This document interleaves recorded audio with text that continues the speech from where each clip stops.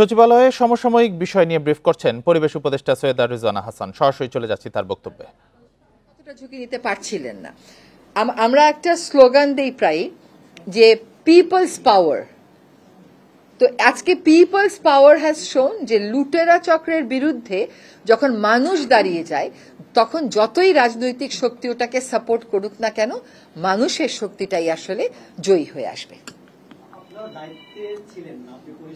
আছি দায়িত্বে আছি।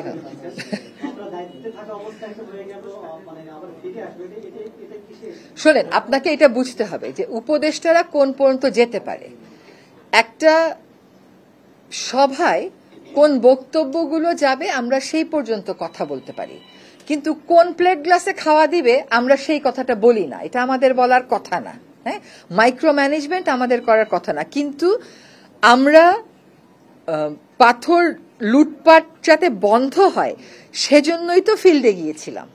ফিল্ডে যাওয়ার একমাত্র কারণ ছিল যে যারা লুটপাট করে তাদেরকে একটা বার্তা দেওয়া যে আমরা এটা করেছি। আপনি আমাকে বলেন তো, আপনি গত 10-20 বছরে পাথর লুটের বিরুদ্ধে কোন মন্ত্রীকে স্পটে যেতে দেখেছেন? একটা উদাহরণ আমাকে দেন। আচ্ছা, কোন মন্ত্রীদেরকে আক্রান্ত হতে দেখেছেন? একটা উদাহরণ আমাকে দেন। তার মানে এইখানে যে ঐক্যটা গড়ে উঠেছে, এই ঐক্যটার বিপরীতে প্রশাসন হয় যোগসাজশ করেছে, নতুবা নীরব থেকেছে, বা দুটোই করেছে। এবং সেজন্য প্রশাসনের ব্যাপারে আমরা ব্যবস্থা নেব কিনা দ্রুতই দেখতে পাবেন। জি জি।